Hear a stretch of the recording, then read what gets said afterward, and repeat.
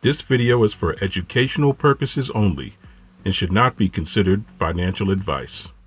Work-friendly trading strategy. Outline.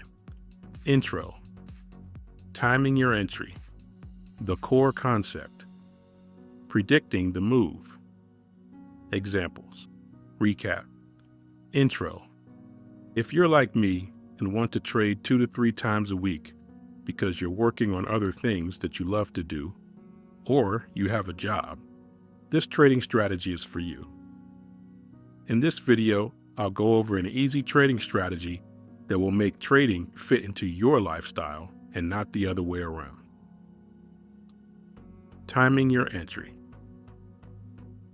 In order for you to have more time to set up your trades, you need to move to the higher time frame to create your trading concept and then move to the lower time frame for your entries. The best time frames that will help you in this endeavor are the 1 hour and the 4-hour chart. You can also use the daily chart, but it will take too much time for a setup to happen to keep you engaged in the markets. You can use the daily chart as a barometer for price movement. The core concept. You want to find out where you are in the market maker model on the higher time frame, and then plan your trades by counting the number of candles it could potentially take for your setup to manifest. Then you can use the 5 EMA and the 13 EMA to help you in this endeavor. What you're looking for is a level 2 setup on a higher time frame, and then you want to wait 2 to 5 candles to see an entry form. On the 1 hour chart, that will give you 2 to 5 hours. And then on a 4-hour chart, that will give you 8 to 20 hours. This way, you can take your time and plan your setup on the lower time frames and look for an entry there. For the 1-hour chart, we'll want to enter on the 1-minute time frame.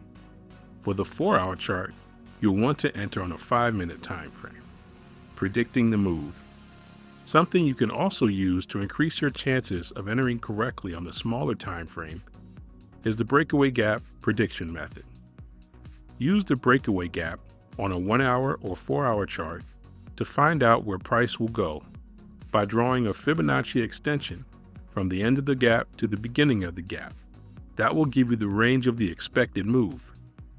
And you want to have the 500 and 561 level drawn out on your Fibonacci extension. That's where price will most likely turn around. We cover the breakaway gap in another video. Let's look at some examples. This is a 4-hour chart, and we have a trend line break. This swing high and this swing high. We have a fair value gap created and a level 1 created from that break of the trend line. Then price moves back down into that fair value gap. And this could be considered a breakaway gap because price is respecting the 50% level of this fair value gap. Now, of course, again, there's different fair value gaps in here. There's one here, there's one here. But when I'm measuring out fair value gaps and breakaway gaps, I usually measure out where price did not break the low of each candle. So this to me is one whole breakaway gap. So price dips back into the 50% and we're looking for a trade. And so once it hits that 50% level, we don't know if it's going to go back and fill the rest of this fair value gap, which it does here, but then still respects the 50%. So we're looking for how price reacts from that 50% of this breakaway gap. And also you want to measure out your breakaway gaps with your Fibonacci extension tool. And I've done that over here. I just moved it out of the way so we can see price action. But we see the 1618 comes up to here. The 2618 comes up to here. So what we're looking for this 4-hour chart is a move from this 50% to at least this 1618 level. And again, that's a lot of time. So if you're working, what you can do is you see this break of trend line and fair value gap, and you see the retracement. This is when you want to be looking So after you've seen this move, you want to look, okay, what time is it? And so you got 4 hours to look again to see if it goes down to this 50%. It didn't here. You got another 4 hours to look and it still hasn't. And then the next 4 hour period, you see that it did move down. And so now, okay, 4 hours later, you're trying to see what's going to happen. Well, let's move down to the 5 minute chart and we see that price moved down to this 50% level. Again, here's the measurement of the Fibonacci tool. And then we're looking at a level 1 being created and then a level 2. But that did not break this trend line. However, it did break this trend line. But what I like to look for is if a fair value gap has been created to give me more confidence that price is moving in my direction. So we don't get that fair value gap until level 3 is created.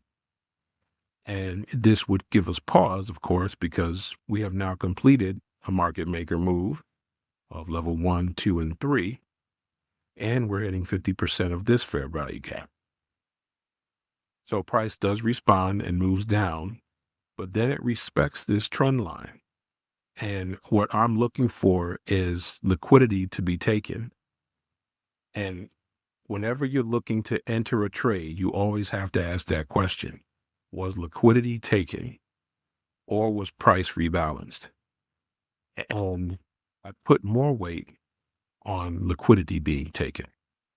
So we see here price moved down and touched the 50% level, came back up, and then the liquidity of that 50% touch is taken. And then we have a swing level created. And then that swing level is broken with another trend line break. And that to me is an entry. And so I would enter either right here after it got broken, or I would enter on this candle. And so we see price move up and continue to move until it reaches this level, which is the top of the breakaway gap. Now, of course, you want to take partials here, and this is your 2-to-1. And then you can hold on and look, your stop is still safe. And again, we put our stop loss right below the next swing level from this level 3 high. If it was a level 2, I would have put my stop below the beginning of the level 2. That's why I love entering on level 2s, because you don't have to go to the next swing level. You just go to the entry of level 2. But on this level 3 that we're entering here, we want to put our stop loss below the next swing level, and it's still respected.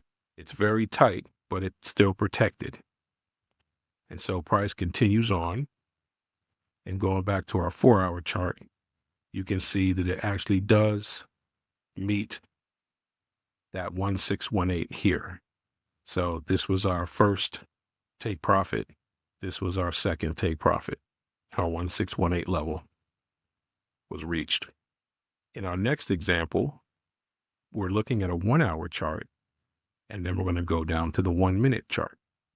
So on the 1-hour chart, we see a level 1 has been created with a break of this structure, but it still did not break this trend line. Once that level 2 is created after the break of trend line, you also get a fair value gap.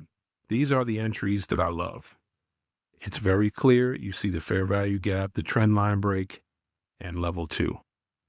And then a level 3 is actually created, but that doesn't matter to me because I see this fair value gap moving in my direction, plus this fair value gap was respected. So price moves back up into that trend line and then wicks off of it.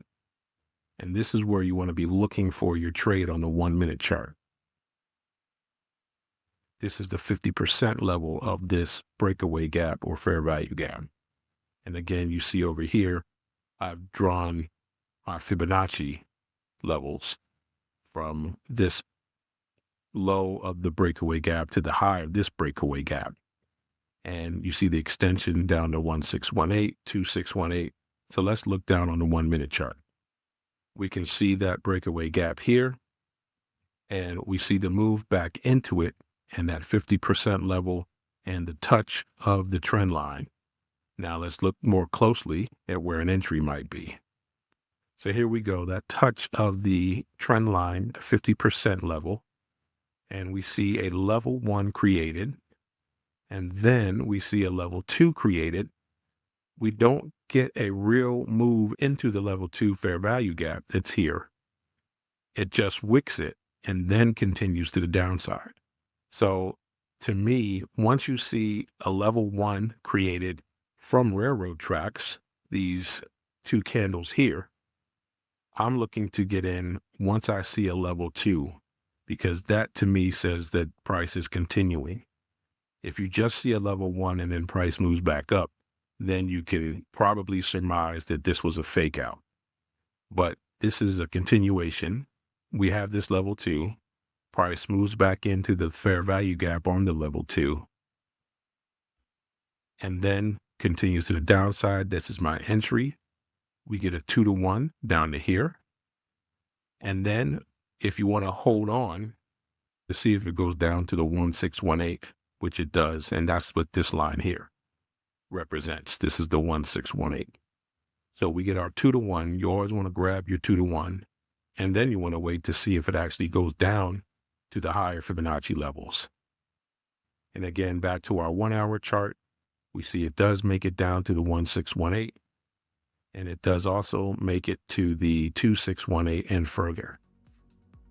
To recap, plan on the higher time frames, the 1-hour or the 4-hour. Use EMAs in the market maker model to find level 2 setups. Drop to the lower time frames for precision entries. Use the breakaway gap plus the Fibonacci extensions for price targets. This way, you don't have to choose between trading and living. You can trade smarter, not harder. Like, comment, and subscribe if you want more stress-free trading strategies. Thank you for watching.